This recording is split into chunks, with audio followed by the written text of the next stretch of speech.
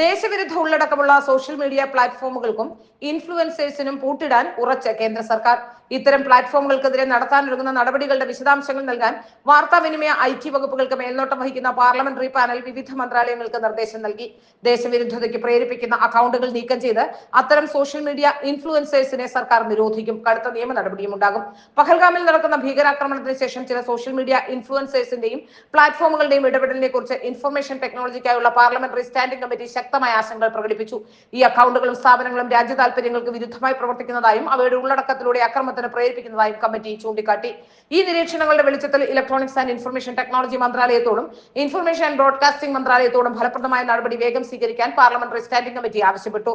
BJP MP Nishikant ദുബെയുടെ നേതൃത്വത്തിലുള്ള ആശയവിനിമയ വിവര സാങ്കേതിക വിദ്യ സ്റ്റാൻഡിംഗ് കമ്മിറ്റി പഹൽഗാം ഭീകരാക്രമണത്തിന് ശേഷം രാജ്യം അതീവ ജാഗ്രത പാലിക്കുന്ന സാഹചര്യത്തിലാണ് ഈ നിർദ്ദേശം നൽകിയത്. 2000 ഇൻഫർമേഷൻ ടെക്നോളജി ആക്ടിലെ വ്യവസ്ഥകളും 2021 information technology digital media ethics കോഡും പ്രകാരം അത്തരം പ്ലാറ്റ്ഫോമുകളും അക്കൗണ്ടുകളും നിരോധിക്കാനും അവയുടെ ഉടമകൾക്കെതിരെ എടുക്കാൻ ആലോചിക്കുന്ന നടപടികളുടെ വിശദാംശങ്ങൾ നൽകാനും കമ്മിറ്റി ആവശ്യപ്പെട്ടിട്ടുണ്ട്. ദോഷകരമായ ഉള്ളടക്കത്തിന്റെ വ്യാപനം തടയുന്നതിന് സ്വീകരിച്ചതോ നിർദ്ദേശിച്ചതോ ആയ നടപടികൾ സ്വീകരിക്കുന്ന സമഗ്രമായ റിപ്പോർട്ട് സമർപ്പിക്കാൻ മന്ത്രാലയങ്ങൾക്ക് 2025 മെയ് 8 വരെ കമ്മിറ്റി സമയപരിധി നിശ്ചയിച്ചിട്ടുണ്ട്. ഡിജിറ്റൽ പ്ലാറ്റ്ഫോമുകൾ പ്രകോപനങ്ങൾക്കോ ദേശീയ സുരക്ഷയ്ക്ക് ഹാനികരമായ പ്രവർത്തനങ്ങൾക്കോ ഉള്ള ഒരു മാധ്യമമായി മാറുന്നില്ല എന്ന് ഉറപ്പാക്കണമെന്നും നിർദ്ദേശമുണ്ട്. തെറ്റായ വിവരങ്ങൾ പ്രചരിപ്പിക്കുക, പരിഭ്രാന്തി സൃഷ്ടിക്കുക, ദേശവിരുദ്ധ ഉള്ളടക്കം പങ്കുവയ്ക്കുക തുടങ്ങിയ കാര്യങ്ങൾ കണ്ടെത്തിയാൽ നടപടിയെടുക്കുമെന്നാണ് കേന്ദ്രം അറിയിച്ചിരിക്കുന്നത്.